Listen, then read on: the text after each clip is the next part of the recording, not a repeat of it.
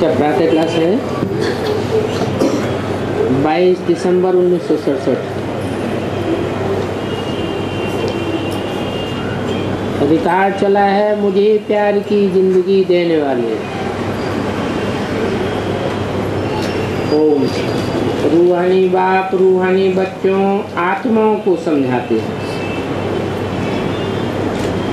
आत्मा कहाँ निवास करती है? तख्त पर निवास करती है। ये आत्मा का बड़ा तख्त है।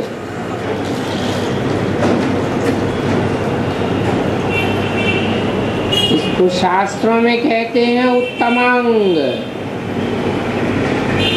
भ्रकुटी जैसे बैठने की उनकी कुर्सी है बहुत छोटी। और ये ज्ञान बाप ही सिखलाते हैं। बाप कहते हैं बच्चे तुमने आधा कल्प भक्ति की है। जो भक्ति की है वो कोई पढ़ाई नहीं की है। पढ़ाई में तो एम ऑब्जेक्ट होता है और यहाँ तो पढ़ाई है। इस पढ़ाई की एम ऑब्जेक्ट तुम्हारे सामने खड़ी हुई है। भक्ति मार्ग में एम ऑब्जेक्ट होती नहीं है। उनके लिए हम कोई से डिबेट नहीं कर सकते। भले कोई भी धर्म वाला हो, हम तो उनकी आत्मा को ही देखेंगे।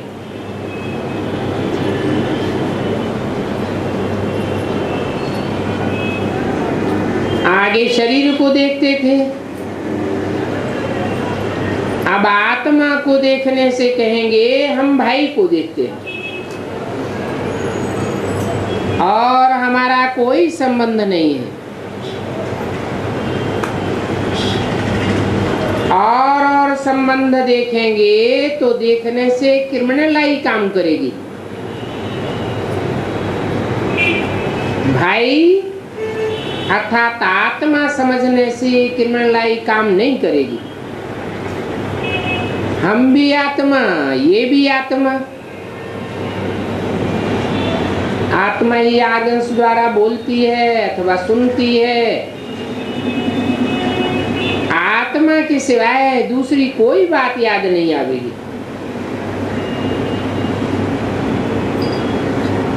बाप कहते हैं देह के सभी संबंधियों को छोड़ अपन को आत्मा समझ, दूसरे को भी आत्मा देखना पड़े। ये प्रैक्टिस पक्की करनी है। इस पुरुषार्थ के बगैर इतना उच्च पद थोड़े ही मिल सकता है। ये फाउंडेशन है क्या?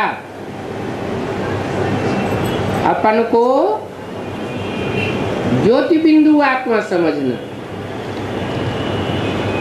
मैं आत्मा हूं ये अच्छी रीति पक्का करना है। ज्ञान है ही बिल्कुल अलग। शंकराचार्य तुमको कहते हैं शास्त्रार्थ करो। शास्त्रों में क्या लिखा हुआ है? उनका अर्थ बताओ। अब इसमें तो शास्त्रार्थ करने की बात ही नहीं है। सर्वशास्त्र शिरोमणि गीता है, उसमें भी लिखा हुआ है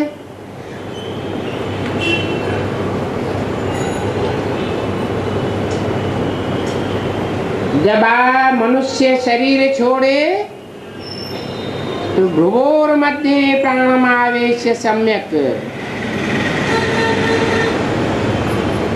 भ्रुकुटी के मध्य में आत्मा को देखना चाहिए।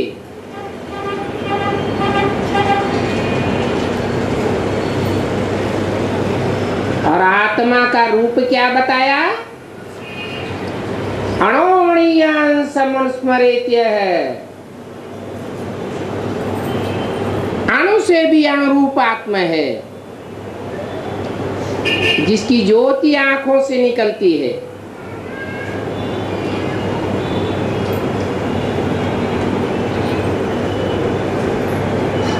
इसमें अर्थ क्या करेंगे?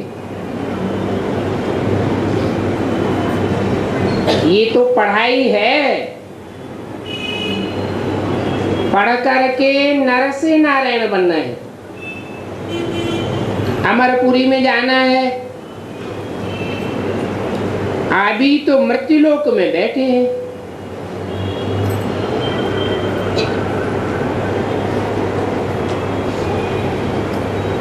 जब चाहे कभी भी शरीर की मृत्यु हो जाती है। मृत्यु अभी हमारी आत्मा के कंट्रोल में नहीं है।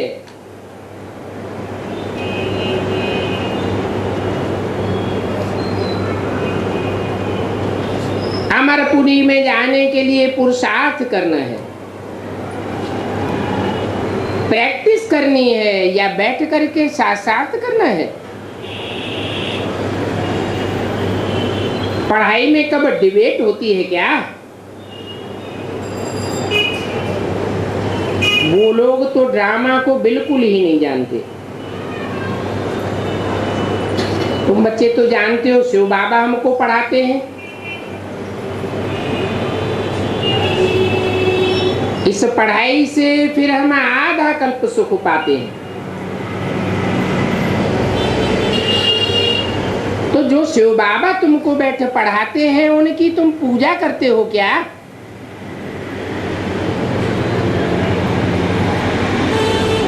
शिव बाबा ने इस बात पर मुरली भी चलाई थी।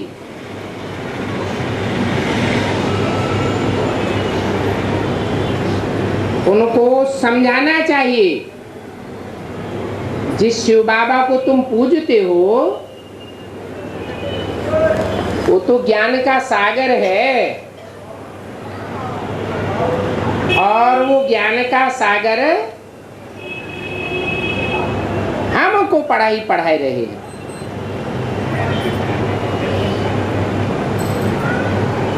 वो बाप ही नर से नारायण बनाने वाला है।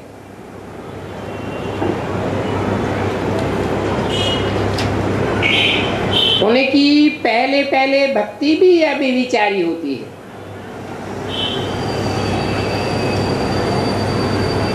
अभी हम उन द्वारा पढ़ करके पुरुषार्थ कर रहे हैं।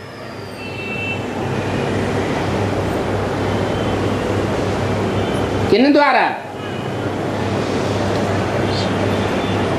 शिव बाबा द्वारा पढ़ करके पुरुषार्थ कर रहे हैं। मीडिया कौन बताया? स्वयं शिव बाबा। ये लिखना चाहिए ना, बलवा नहीं पढ़ेंगे। कोई ना कोई उनके प्राइवेट सेक्रेटरी होंगे, वो पढ़ेंगे। बोलो, हम जानते हैं ये बेचारे भूले हुए हैं। हमने ही शुरू में अभी बिचारी पूजा की थी, तो हमको ही ये अभी विचारी ज्ञान मिलता है, जो डायरेक्ट शिव बाबा का है दिया हुआ। जिन्होंने अभी विचारी भक्ति नहीं की है, उनको ये अभी विचारी ज्ञान नहीं मिल सकता।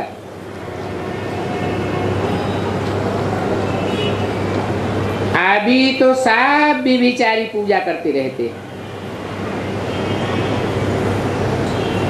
एक तरफ मंदिर में जाकर के शिव की आरती भी उतारेंगे, जल चढ़ावेंगे, दूसरी तरफ देवियों की भी पूजा करेंगे।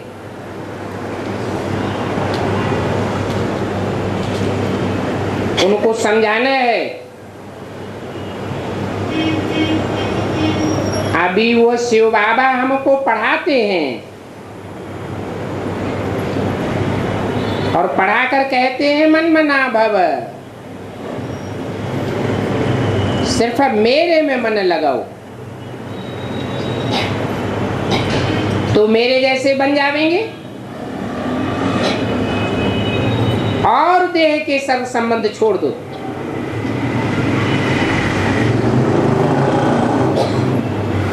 पतित पावन मैं ही हूं और तुम उनकी अभी पूजा करते हो। हमको वो पढ़ाए रहे हैं।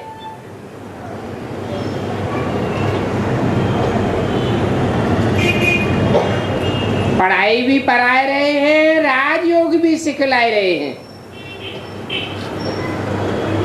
परंतु अभी उनके समझने में देरी है। अभी उनके कान पर इतना नहीं पड़ेगा, क्योंकि अभी तो उनका राज्य है।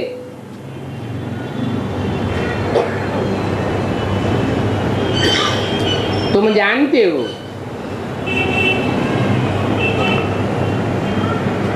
ये भक्ति खत्म हो जाती है।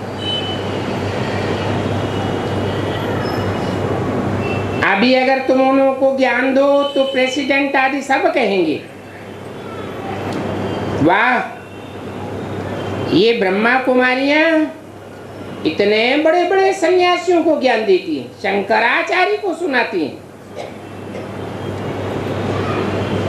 तो ढेर के ढेर तुम्हारे पास आ जाएंगे,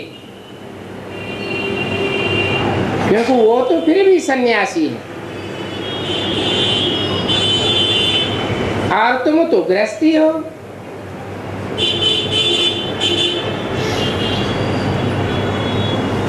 तुमने सन्यासियों को जीत लिया तो बाकी और क्या चाहिए। इन सन्यासियों आदि को पिछाड़ी में तुमने ज्ञान दिया। क्यों पिछाड़ी में ज्ञान देने लायक क्यों बने? शुरुआत में क्यों नहीं, मध्य में क्यों नहीं?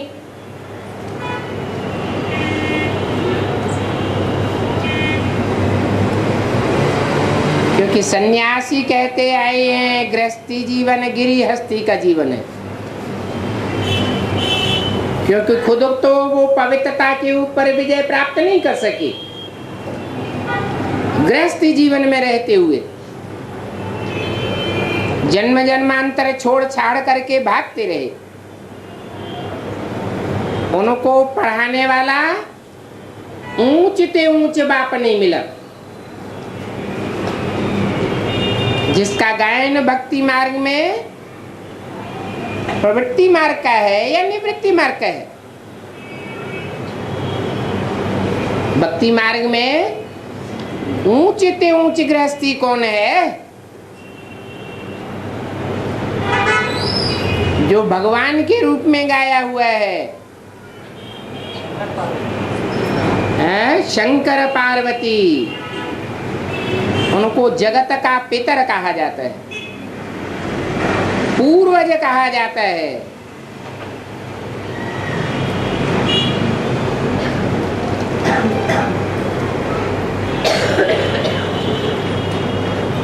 तो उन्होंने जो गृहस्थी जीवन में रहते हुए पवित्रता की धारणा करने की पढ़ाई, जो 63 जन्मों में कोई गुरु ने नहीं पढ़ाई, वो पढ़ाई नहीं होने के कारण उसमें पहले प्रैक्टिस करनी पड़ती है।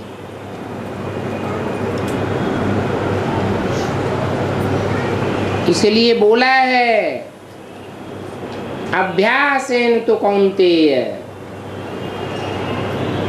अभ्यास के द्वारा ही ये आत्मा कर्म करते हुए भी अपनी स्वयं स्थिति में स्थित हो सकती है। दूसरा कोई उपाय नहीं है। तो अभ्यास करने के लिए समय तो चाहिए।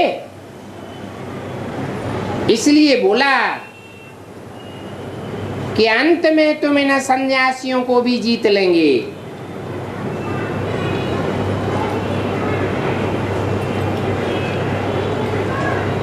अभी तुम कोई बड़े मठ वाले को ज्ञान दो और वो इस तरफ आ जाए तो भी बहुत बड़ा नाम वाला हो जाएगा। फिर मनुष्य भी मुझ जावेंगे, रिवॉल्यूशन हो जाएगा।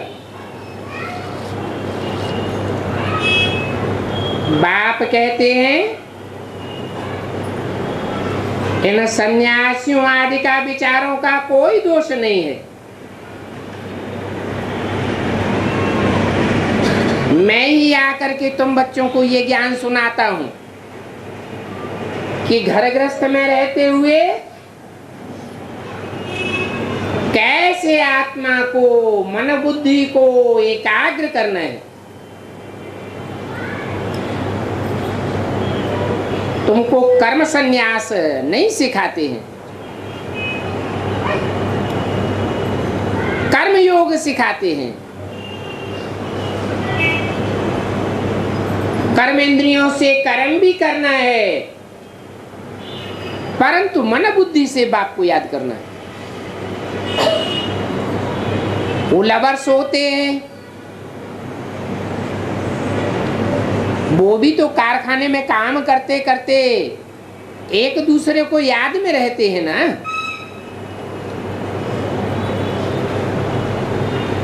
या याद में रहने के लिए झांझ मंजीरा बैठकर बजाते हैं। कोई तपस्या करते हैं क्या? नहीं। जहां सहज सहज दिल लग जाती है प्राप्ति के आधार पर, तो याद स्वतः है आती है। उसको कहते हैं सहज राजयोग। कोई लाल बत्ती आदि जगाने की दरकार नहीं, कोई संगीत आदि बजाने की दरकार नहीं। निराधार आत्मा बाप को याद कर सकती है।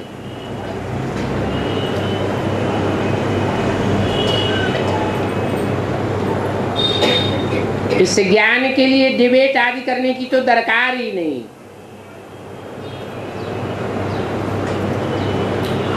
ये तो पढ़ाई है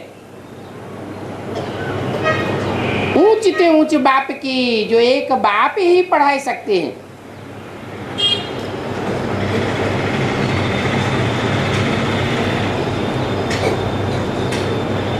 तुम्हारा नारायणी नशा है।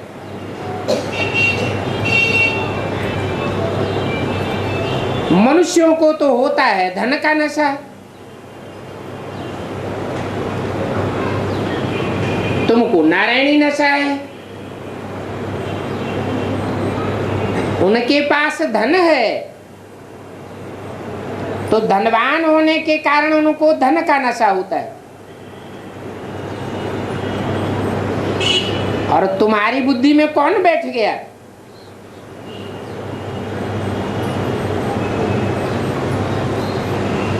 सबसे सहज याद करने का तरीका क्या है? नारायण को याद करना। तो तुम्हारी बुद्धि में नारायण नशा है, उनकी बुद्धि में धन पद मान मर्तबे का नशा है।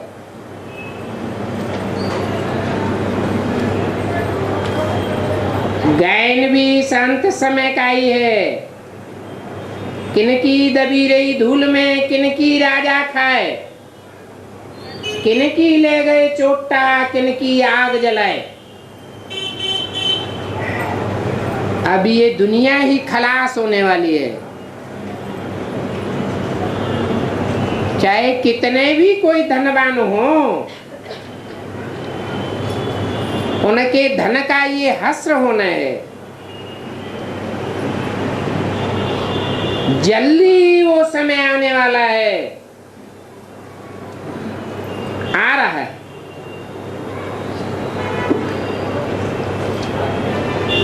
धन सफल उनका होगा जो नर से नारायण बनने का पुरुषार्थ करेंगे। ये पुरानी दुनिया तो खत्म हो जानी है।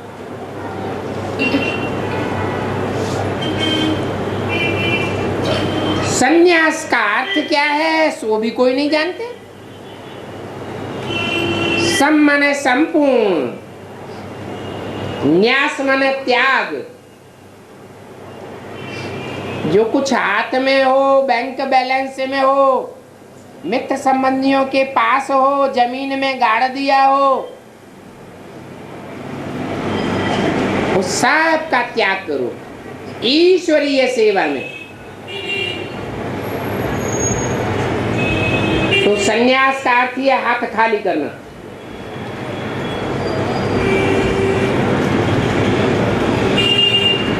वो तो घर से ही बाहर चले जाते हैं, पैसा आदि भी नहीं ले जाते हैं, जा करके सन्यासी ड्रेस पहन लेते हैं।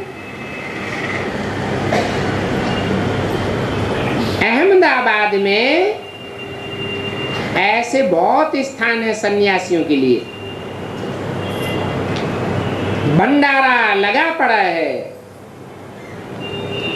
उनको बहुत माल मिलते हैं। इस दुनिया से वैराग आ जाता है। परंतु तुम्हारे पास तो बहुत ताकत है,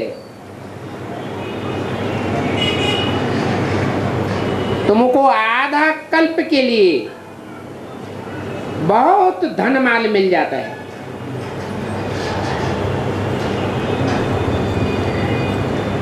उनमें तो इतनी ताकत ही नहीं, तो धन भी नहीं मिलता। सबसे बड़ी ताकत कौन सी है मनुष्य के पास? तन बल, धन बल, जन बल गाया हुआ है, परंतु ये सब विनाशी धन है। मनुष्य के पास सबसे बड़ा पावर जो है, जिसकी सुरक्षा की कोई परवाह नहीं कर रहा है,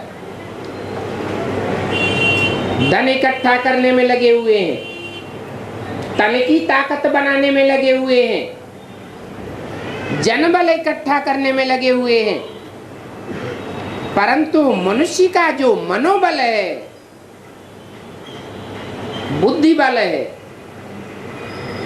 वो सुबह से लेकर के शाम तक मन भटकता रहता है, बिखरता रहता है, रात में सोते सोते भी बिखरता रहता है, स्वप्न में।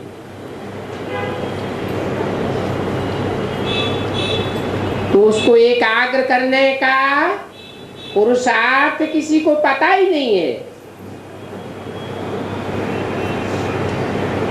मन बुद्धि का बल है, अगर एकाग्र हो जाए तो धन भी बहुत आ सकता है, तन की ताकत भी बहुत आ सकती है, और जनबल भी बहुत इकट्ठा हो सकता है।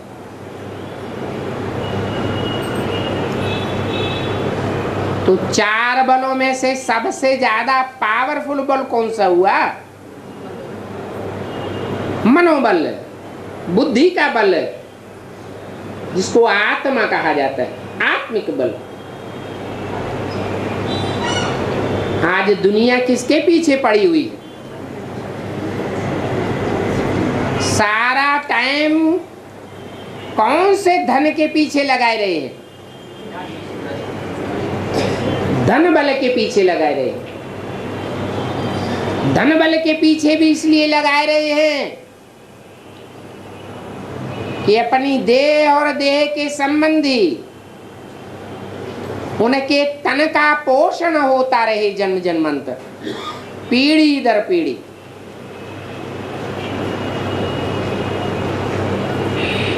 परंतु अब तो विनाश होना है। एटॉमिक एनर्जी बन चुकी है। 70 साल पहले न भगवान आया था और न ये एनर्जी तैयार होना शुरू हुई थी। भगवान बाप आते हैं तो दोनों कार्य एक साथ कराते हैं। नई दुनिया की स्थापना का कार्य भी शुरू होता है और पुरानी दुनिया के ध्वंस का काम भी शुरू हो जाता है।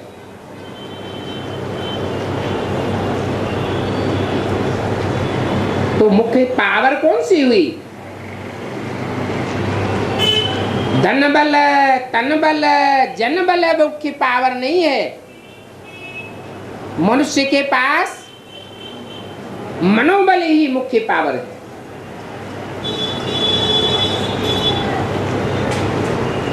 ये सन्यासी जब तमो प्रधान बन जाते हैं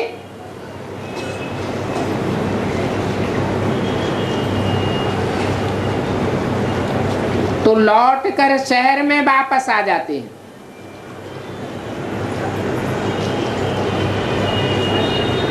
वो चाहे बाहर की दुनिया के सन्यासी हो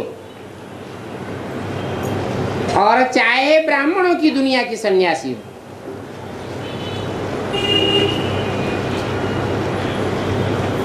ब्राह्मणों की दुनिया में भी जो बीके के सन्यासी थे वो पहले कहाँ रहते थे? शहरों में रहते थे या एकांत जंगल में पहाड़ों पर रहते थे? कहाँ रहते थे? शांत एकांत जंगल में पहाड़ी देश में रहते थे। बाद में तमो प्रधान बने तो शहरों में घुस पड़े।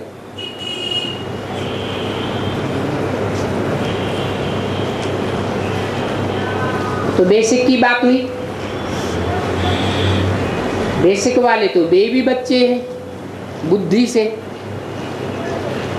उनकी बात छोड़ दो।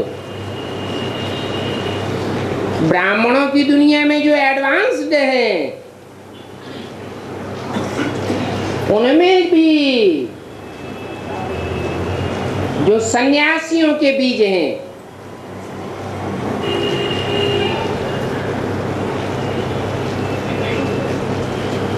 उनका भी यही हाल होता है।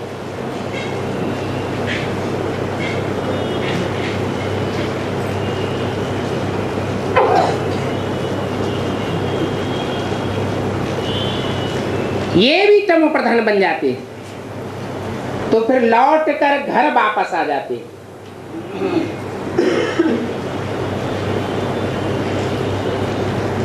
पहले पहले तो घर वालों को ठेंगा दिखा चले जाते हैं। उनको तुम पकड़ सकते हो परंतु सब है जैसे जट बुद्धि।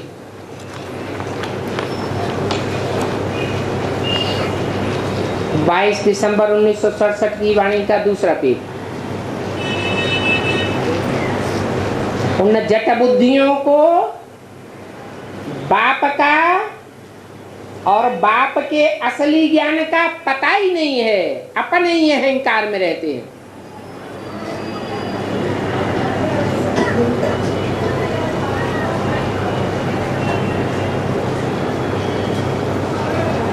ये भी तुम जानते हो।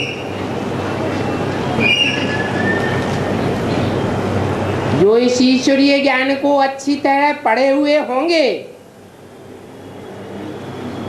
उनके आगे अनपढ़े भरी ढोवेंगे।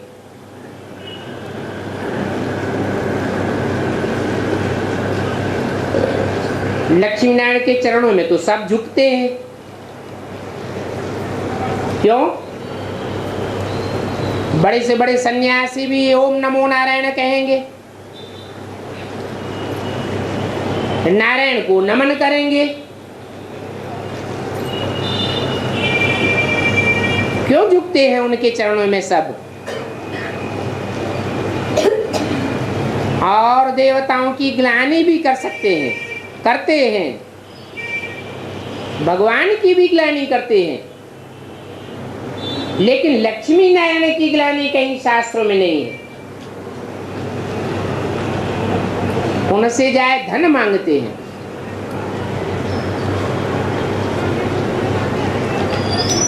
लक्ष्मी से कितना धन मांगते हैं? जरूर उन्होंने पढ़ करके यह इतना ऊंच पद पाया है जो अभी तक भी मनुष्य उनसे भीख मांगते रहते हैं। कितना ऊंचा उनका मर्तबा है। ऐसा ऊंचा मर्तबा पाने में साहस भी चाहिए। साहस माना हिम्मत। हिम्मते बच्चे मददे बाप हो जाता है। इसमें जीते जी मरना पड़ता है। घर में बैठे बैठाए सब कुछ छोड़ देना। मैं तो आत्मा हूं, सब कुछ भुला देना। इसको कहा जाता है मरना। इच्छा मात्रम अविद्या, कुछ भी याद ना आवे। बाबा ये तन, ये देह के संबंधी, ये देह के पदार्थ, धन संपत्ति आदि सब कुछ आपका है। सिर्फ कहने मात्र नहीं, प्रैक्टिकल में करके दिखाना है।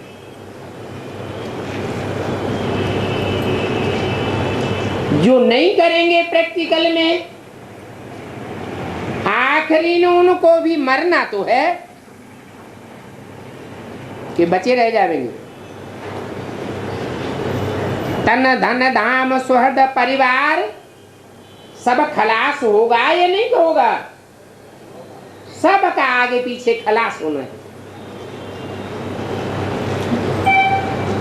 अभी सभी के वानप्रस्थ अवस्था में जाने का टाइम है।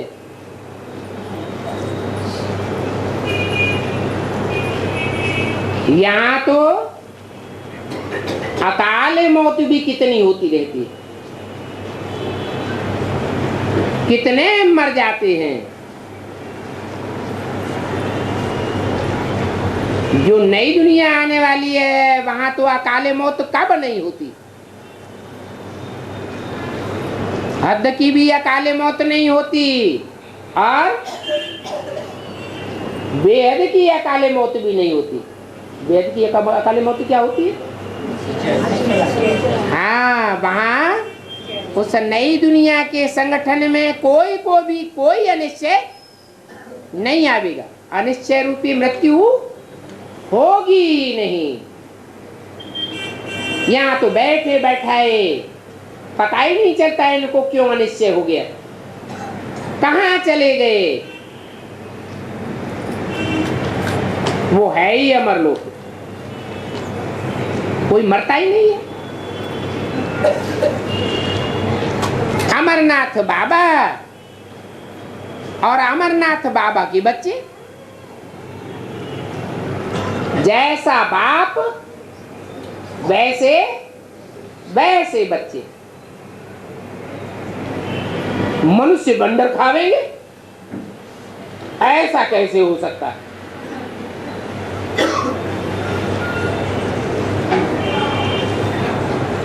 कि कोई बच्चे ऐसे भी हों घर परिवार में जिनका बाप अमरनाथ हो और बच्चे भी अमरनाथ हो, तो पहले तो उनको बेहद का ज्ञान समझाना पड़े। पहले बेहद की दुनिया तैयार होगी या हद की दुनिया तैयार होगी?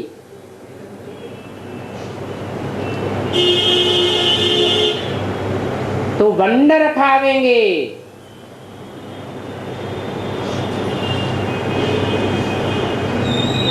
कोई कहेंगे अरे मरेंगे नहीं तो जावेंगे कहां? तुम कहेंगे योग बल से वहां एक शरीर छोड़ करके दूसरा लेते हैं। क्या योग बल जब बहुत तीव्र हो जाएगा तो बोला तुम बच्चे ब्रह्मा की तरह दूसरे के शरीर में प्रवेश करके भी पार्ट बजावेंगे। तो ये प्रैक्टिस पक्की हो जाएगी। जब चाहे हम अपना शरीर छोड़ें और दूसरे में प्रवेश करके ईश्वरीय सेवा कर डालें और जब चाहे अपने शरीर में वापस आ जाए।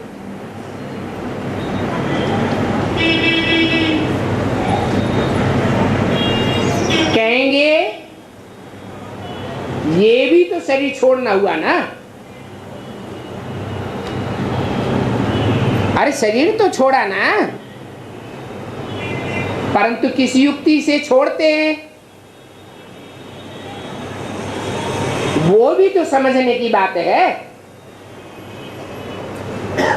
तुमने तो अब उस युक्ति को अच्छी तरह समझ लिया है, सिर्फ प्रैक्टिस पूरी करने की बात है।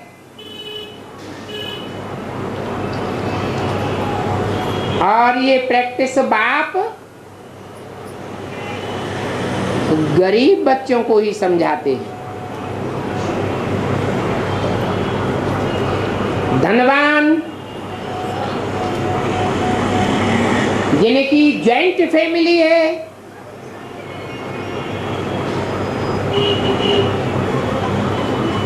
बड़े बड़े मल्टी मिलियनर्स हैं,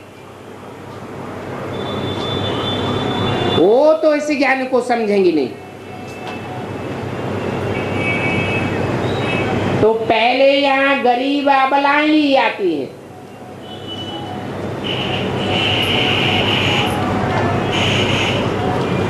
अबलाओं कन्याओं के पास तो कुछ भी होता नहीं।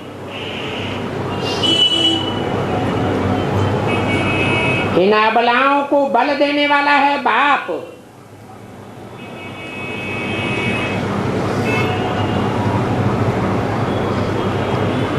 और तो सब इनका बल हरण कर लेते हैं, अबला बनाए देते हैं। आजकल तो मनुष्य अपन को कितना बलवान समझते हैं। गवर्नमेंट को भी पत्थर मारने में देरी नहीं करते।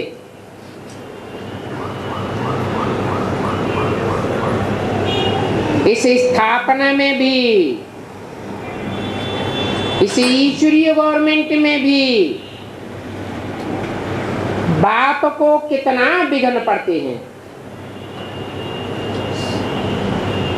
ये सब विघ्न आदि की ड्रामा में नूद है। इन विघ्नों आदि का बाप को कोई ख्याल नहीं होता। समझते हैं ये कोई नई बातें नहीं है। सेकंड बाय सेकंड जो कुछ होता आया है 5000 वर्ष पहले भी हुआ था, नथिंग न्यू।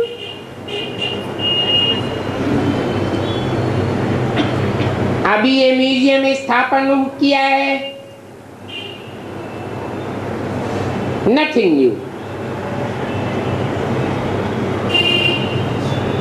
5000 वर्ष पहले भी राजा स्थापन की थी।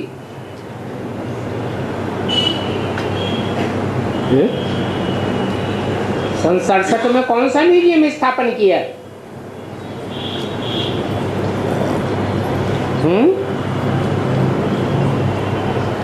जड़ म्यूजियम स्थापन हुआ या चैतन्य? जड़ म्यूजियम माउंट आबू में तैयार होना शुरू हुआ। और जड़ म्यूजियम भी सब बच्चों को देखने की दिल होती थी।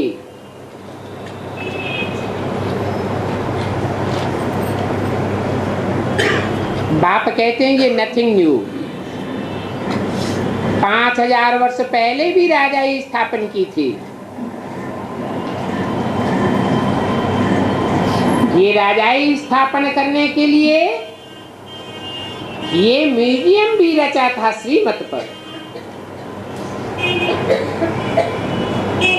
बाबा ये बात बहुत वर्षों से कहते आए हैं। ये बात म्यूजियम में जरूर लिख दो,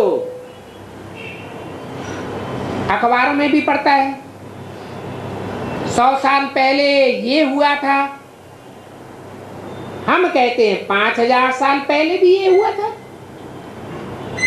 कितना फर्क हो जाता है। परंतु मनुष्यों की यह पत्थर बुद्धि, बात को समझते नहीं है। वो फिर तुमको चर्या समझते हैं, तुमको पागल समझते हैं, तब तो गाली आदि देते हैं। सुनी सुनाई बातें तो बहुत हैं। कहते हैं कृष्ण ने भगाया, कौन से मार्ग में कहते हैं? भक्ति मार्ग में कहते हैं कृष्ण ने भगाया। इसका फाउंडेशन कहां पड़ता है? ब्राह्मणों की संगम युगी दुनिया में ये भगाने का भी फाउंडेशन पड़ता है। तो क्या भगाया? ये अपने आप भागी।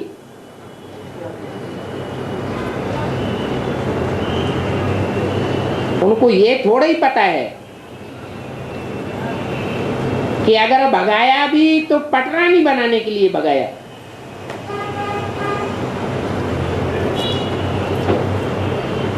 अभी तो तुम समझती हो हम विश्व की महारानी बन रहे हैं।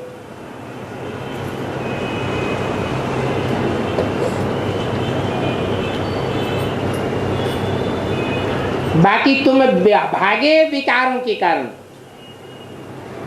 और कोई बात नहीं थी।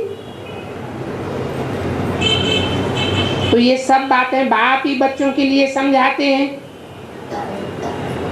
ड्रामा के आदि मध्य अंत को तुम ही जानते हो, और कोई भी बेचारे शंकराचार्य अथवा राजाएं आदि कुछ भी नहीं जानते। दुनिया में तो अनेक प्रकार के ढेर मत हैं, और यहां तुमको मिलती है एक मत। ये भी किसी को पता नहीं है कि परमपिता परमात्मा ज्ञान का सागर है, प्रैक्टिकल में है। वो पतितों को पावन बनाने वाला है। तो पतितों को पावन बनाने की ये समझानी भी देनी पड़े। बाप कहते हैं मन मना भव। ये नॉलेज तुम कोई को भी दे सकते हो। बोलो, तुम तो आत्मा हो। अच्छे बुरे संस्कार आत्मा ही नहीं होते, कोई शरीर में नहीं होते हैं। शरीर तो खलास हो जाता है, आत्मा जाकर के पुनर्जन्म लेती है। तो अच्छे बुरे संस्कारों को अगले जन्म में भोगना पड़ता है। सतयुग में तो भोगने की बात ही नहीं है। क्यों? यहां भोगने की बात क्यों है?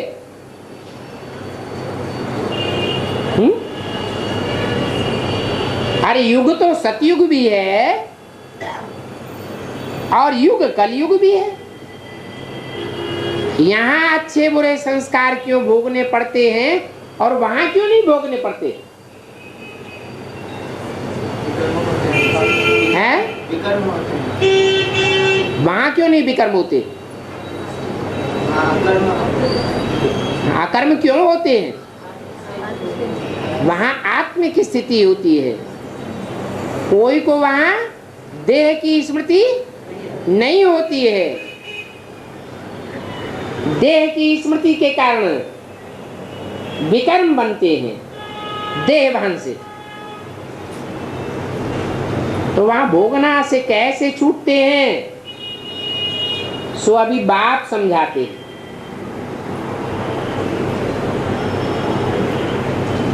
अभी 2 युगों के लिए तुम भोगना से छूट जावेंगे। ऐसी प्रैक्टिस यहां करनी है आत्मिक स्थिति धारण करने की। शास्त्रों में तो कंस आदि की बातें कितनी बैठ बनाई है।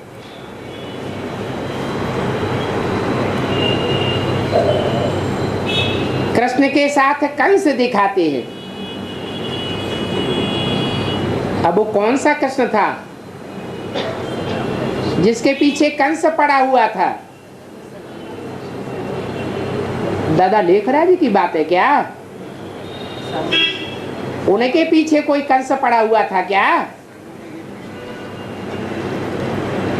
नहीं,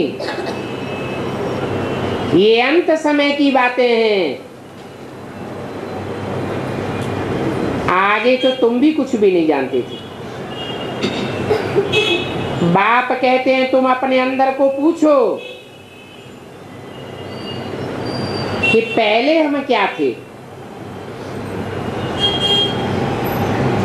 पहले बिल्कुल डर्टी ब्रूट,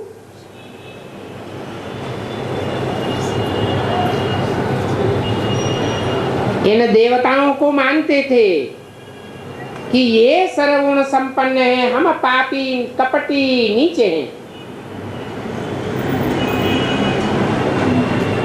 आगे तो भक्ति भी करते थे तो बेसमझी से। अभी तो तुमको समझ मिली। बाप कहते हैं ये आसुरी संप्रदाय है और ये रौरव नरकवासी हैं। रौरव नरक कलयुग अंत को कहेंगे। द्वापर में रौरव नरक नहीं होता है, अभी सब पापात्म है। बिच्छू टिंडन नाग बलाए हैं।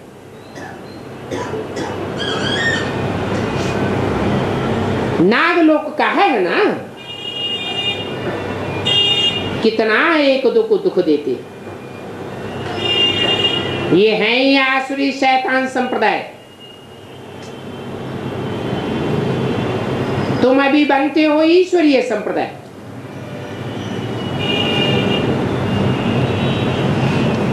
तुम इंसान हो,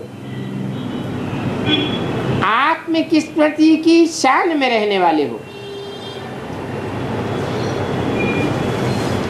जितनी जितनी प्रैक्टिस करेंगे उतना उतना ईश्वरीय संप्रदाय बनते जाएंगे। फिर अंत में बनेंगे दैवी संप्रदाय। अभी तुमको स्मृति आई है कि अभी हम पुरुषोत्तम बन रहे हैं। हम कोई आसुरी संप्रदाय नहीं है। जो जन्म जन्मांतर के आसुरी संप्रदाय होंगे वो तो दूसरे धर्मों में कन्वर्ट हो जाएंगे। वो हैं बगुले। बगुला क्या करता है? पानी में एक टांग से खड़ा रहेगा।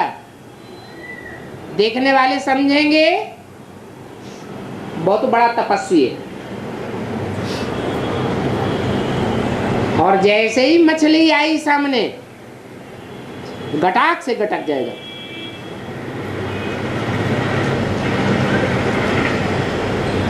तुम तो हंस हो, मोती चुगने वाले।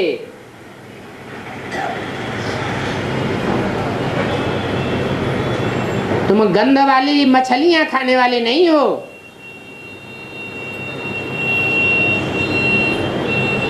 हंस और बगुले इकट्ठे नहीं रह सकते। इसलिए क्या बोला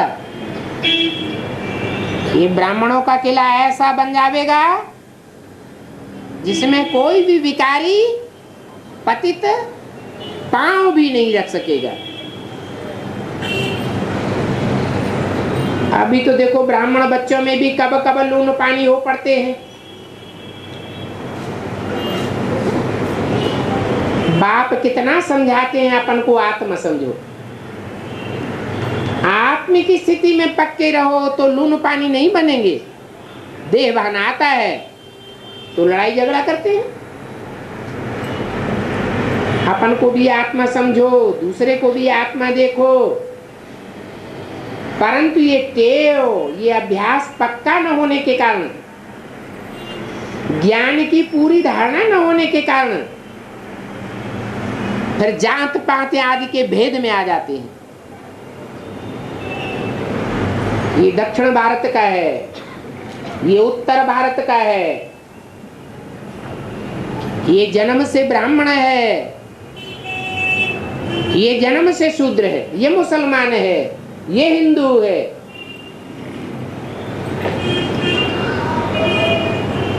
अपन को और दूसरे को आत्मिक रूप में नहीं देखते। आत्मा समझने से कोई भी जात पात आदि का भेद नहीं रहेगा। कोई हिंदू या मुसलमान देखने में नहीं आवेगा। बाप कहते हैं ये देह के संबंध छोड़ अपन को आत्म समझो। ये मारवाड़ी है, ये फलाना है, ये बात बुद्धि से निकल जानी चाहिए। 22/12/67 की वाणी का 3रा पेज। इसलिए बाप कहते हैं भाई भाई देखो, ये आत्मा भाई भाई की टेव पक्की पड़ जानी चाहिए। जो ईश्वरीय संप्रदाय आपस में भाई भाई होंगे वो कैसे लड़ेंगे?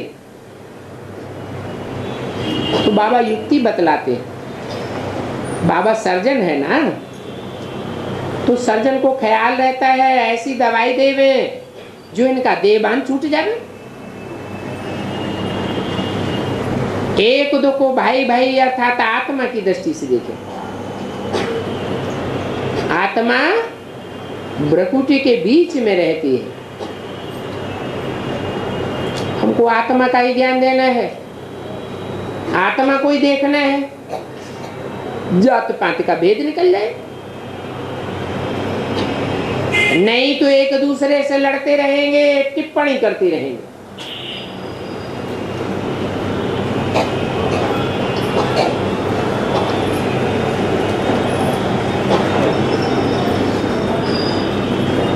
इसमें तो भाई भाई देखना है, यही मेहनत करनी है।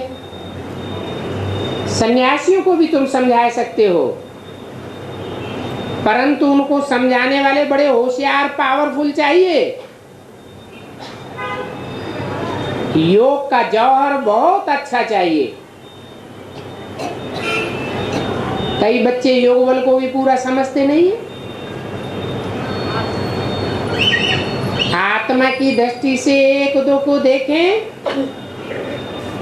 तो प्यार बहुत ही स्थायी रहेगा।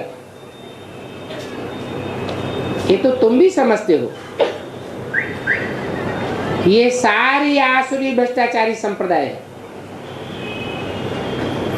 परंतु वो अपन को कोई समझते थोड़े ही हैं। तुम भी पहले नहीं समझते थे, पता ही नहीं था श्रेष्ठ कौन होते हैं और श्रेष्ठ बनते कौन है और श्रेष्ठ देवता बनाता कौन है। तुम अभी बन रहे हो, परंतु कोई की तकदीर में नहीं है तो तदबीर भी नहीं करते हैं।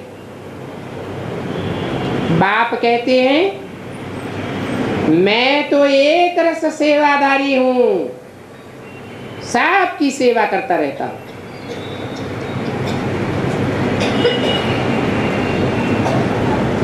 क्या कहा? बाप की पहचान के पॉइंट एक एक मुरली से इकट्ठे करने चाहिए। अभी क्या पहचान बताई बाप के पार्ट की स्पेशल? बाप एक रस सेवादारी होगा, और बच्चे एक रस नहीं रह पाते। सेवा में एक रस रहे तो पता चले कि इनकी बात समान स्टेज है।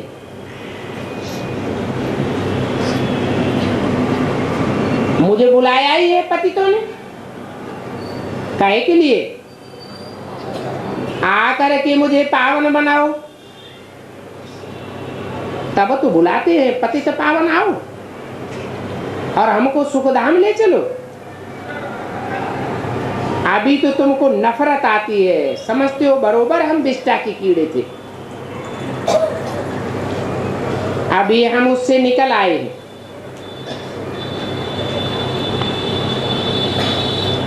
ये दुनिया विषय वैतरणी नदी है, इसमें सर्प सर्पिणियां रहते हैं।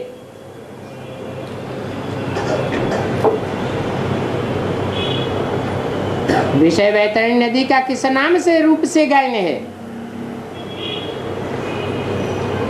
काली देह के रूप में गायन है,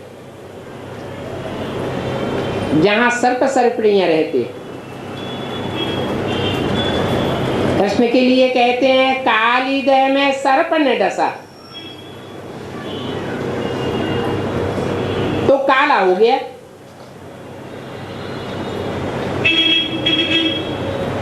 काली देह में डुब्बक लगाई होगी तब तो काला हुआ। अभी तो सन्यासी कहते हैं कि स्त्री सर्पिणी है। ये थोड़े ही समझते थे कि हम भी पहले सर्प थे, डसते रहते थे। पहले पहले तो हमने डसना शुरू किया। काली देह तो है ना। कृष्ण की आत्मा पहले पहले बहुत जन्मों के अंत में थी, जबकि सांवरी थी।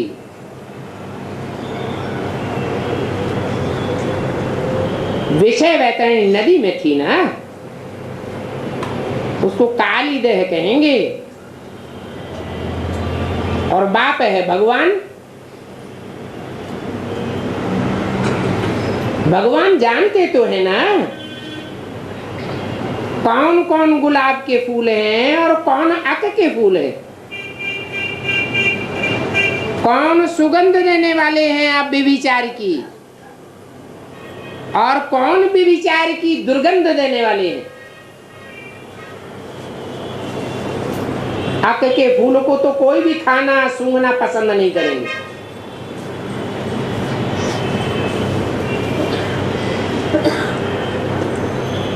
गुलाब के फूलों को तो खाते भी हैं, अर्क बनाकर सूंघते भी हैं।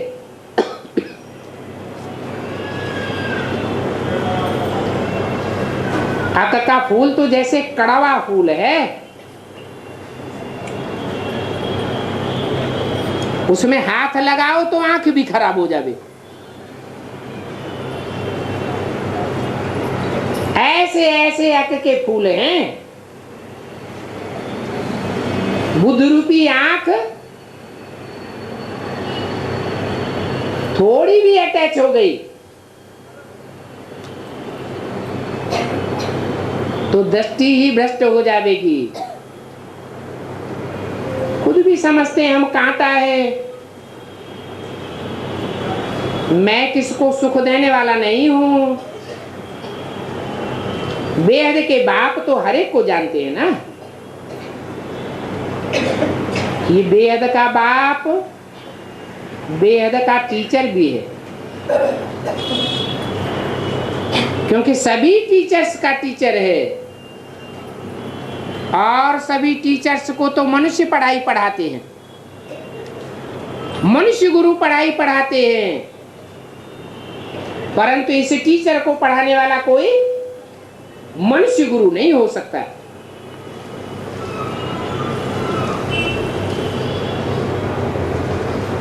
ये भी बाप के पार्ट की पहचान। क्या कोई पूछे तुम बाप बाप हिलाए रहते हो, बाप की जीवन कहानी तो बताओ, पहचान बताओ, कैसे जाने कि ये बाप है? तो क्या कहेंगे? मुरली में एक एक करके पॉइंट बताते रहते हैं। कलेक्ट करने वाले बच्चे कलेक्ट करेंगे, खुद भी समझेंगे, दूसरों को भी समझावेंगे। तो क्या पहचान बताइए भी कि बाप ऐसा टीचर है जिसको दुनिया में कोई साकार मनुष्य पढ़ाई नहीं पढ़ा सकता। और मनुष्य गुरु हैं वो तो सब मनुष्य गुरुओं से पढ़ने वाले हैं। इस दुनिया में ऐसा कोई टीचर होगा जो कहे हम तुमको ऐसा लक्ष्मी नारायण बनाता हूं?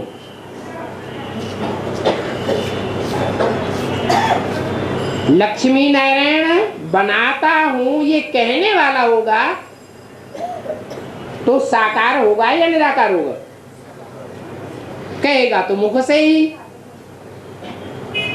और जो बनाने वाला होता है, डॉक्टर बनाने वाला हो, इंजीनियर बनाने वाला हो, तो पहले खुद होगा कि नहीं होगा?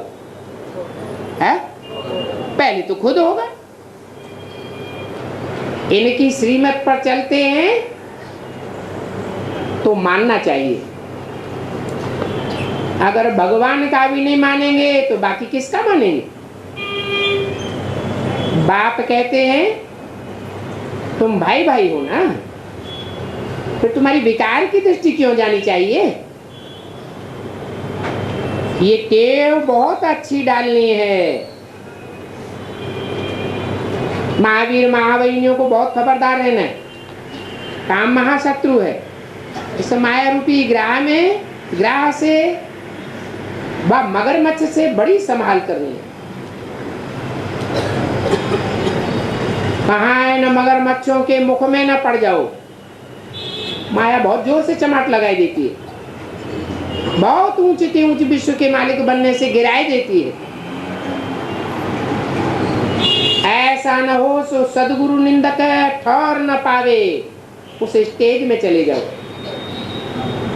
फिर उस ठौर नहीं पाए सकेंगे, बड़ी भूल से बड़ा घाटा पड़ जाएगा। जन्म जन्मांतर कल्प कल्पांतर का घाटा पड़ेगा। इसलिए बच्चों को बहुत खबरदार रहना है, खास इस संगम युग पर। जबकि तुम ईश्वरीय औलाद हो तो आपस में भाई भाई का रूहानी प्यार होना चाहिए। सतयुग में तो देखो जानवर भी कितना प्रेम से चलते हैं, वहां कोई की लड़ाई नहीं होती जो धोखा खावे। तो बच्चों को माया से बड़ी खबरदारी रखना है। बाबा सावधान रहने के लिए रोज समझाते रहते हैं। तुम बच्चों को कदम कदम पर पदम है, अर्थात तुम पदमपति बनते हो तो खबरदार भी बहुत रहना है। बाप दादा बार बार बच्चों को सावधान करते रहते हैं। पतित बन करके कहीं अपना दीवाला मार नहीं लेना।